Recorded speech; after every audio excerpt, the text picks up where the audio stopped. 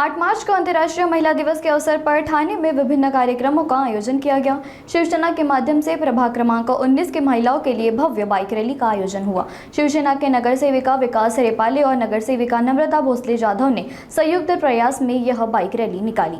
ठाणे के परवाड़ी शाखा में लेकर टिप टॉप होटल तक महिलाओं की यह रैली आयोजित की गई। इस रैली में बड़ी संख्या में महिलाओं ने उत्साहपूर्वक भाग लिया। हाथों में विभिन्न बैनर लेकर महिलाओं ने नारी शक्ति, साहस और स्वाभिमान का संदेश दिया। साथ ही ऑपरेशन सिंदूर में महिला शक्ति की उपलब्धि का सम्मान करते हुए जन जागृति की भी की। इस अवसर पर यह भी बताया गया कि महिलाओं के सम्मान और सहनशक्ति के लिए सरकार द्वारा विभिन्न योजनाएं चलाई जा रही है। मुख्यमंत्री लाडली बहन योजना तथा उच्च शिक्षक के विभिन्न योजनाओं से महिलाओं को बड़ा सहारा मिल रहा है, ऐसा आयोजक ने बताया। साथ ही यह भी कहा गया कि उप मुख्यमंत्री एकनाथ शिंदे ने नेतृत्व में इन महिलाओं के लिए कई महत्वपूर्ण योजनाएं लागू की गई। आपण बाईक रॅलीच्या माध्यमातून कायमस्वरूपी जो जागतिक स्तरावर एक मुद्दा असतो तो आपण घेतला जातो आणि आज भारतामध्ये जो सगळ्यात महत्त्वाचा मुद्दा आहे तो होता ऑपरेशन सिंदूर आणि या बेसवर आपण आज ही बाईक रॅली पूर्ण करतोय। ऑपरेशन सिंदूर हा खऱ्या अर्थाने भारत सरकारने केलेल्या महिलांचा सन्मान होता आणि तो महिलांच्या प्रती असलेला आदर याकरता मला असं वाटतं आपण या म्हणजे माझ्या संपूर्ण बाईक रॅलीचं हे बेस आहे। त्याच पद्धतीने आमचे पक्षनेते माननीय उपमुख्यमंत्री एकनाथजी शिंदे साहेब यांनी देखील कायम महिलांचा सन्मान केलेला आहे। अगदी मुख्यमंत्री असताना त्यांनी लाडक्या बहिणी अशा लाडकी बहीण जी काही योजना आणली त्या माध्यमातून केलेला सगळ्यात मोठा सन्मान मग शिक्षणाच्या प्रती असू दे, महिलांच्या शिक्षणाकरता उच्च शिक्षणाकरता जी काही मदत लागते त्याप्रती त्यांनी सन्मान केलेला आहे।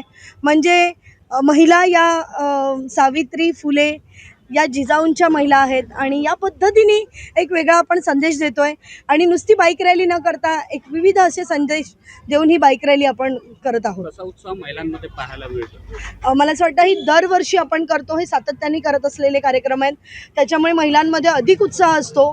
अगदी महिला ज्या नोकरदार महिला आहेत, ज्या कॉलेजला जाणाऱ्या मुली आहेत, सगळ्याच अगदी म्हणजे घरकाम करणाऱ्यापासून सर्व स्तराच्या महिला या ठिकाणी एकत्र या बाईक रॅलीमध्ये धावणार आहेत। मला असं वाटतं आपण भारत देशाचं हे बोलतो एकतेचं प्रतीक आणि या पद्धतीने हे एकतेचं प्रतीक आपण दाखवत आहोत तिकडे आणि सर्व स्तराच्या महिला या ठिकाणी एकत्र एका ठिकाणी फक्त महिलांच्या हक्कासाठी, महिलांच्या संरक्षणासाठी आणि महिला सक्षमीकरणासाठी धावणार आहेत।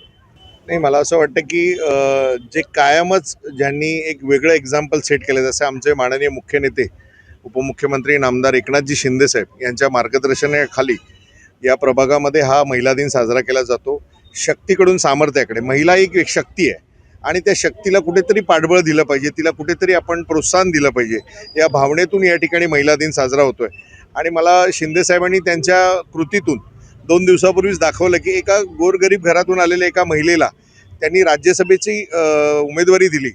इतका मोठा सन्मान करण्याचं जे काही धाडस आहे किंवा जे काही ज्याला आपण म्हणतो की मोठं मन, हे शिवसेनेतच होऊ शकतं आणि ते एकनाथ शिंदे साहेबांनी दाखवलं आहे। मुख्यमंत्री असताना त्यांनी लाडकी बहीण योजना असेल, महिलांच्या सक्षमीकरणाकरता उचललेली पावलं असतील, अशा विविध योजना या त्यांनी राबवलेल्या आहेत आणि एक महिलांना वेगळं स्थान शिवसेना पक्षामध्ये पूर्वी देखील होतं आणि महिलांच्या सबलीकरणाकरता विविध योजना, विविध कल्याणकारी योजना ह्या लोकांपर्यंत पोहोचवल्या पाहिजेत। तुम्ही बघू शकता या बाईक रॅलीमध्ये अगदी आमच्या जसं नम्रता मॅडम म्हणाल्या की घरकाम करणाऱ्या महिलांपासून उच्च पदस्थ अधिकारी देखील सामील झाल्यात। महिलांचा मोठ्या प्रमाणात उत्साह आहे। 365 दिवस हे खऱ्या अर्थाने महिलांकरता महिला दिन असले पाहिजेत, परंतु हा एक विशेष दिन आहे आणि त्या दिनाचं औचित्य साधून या ठिकाणी महिला दिनाची ही रॅली आयोजित करण्यात आलेली आहे।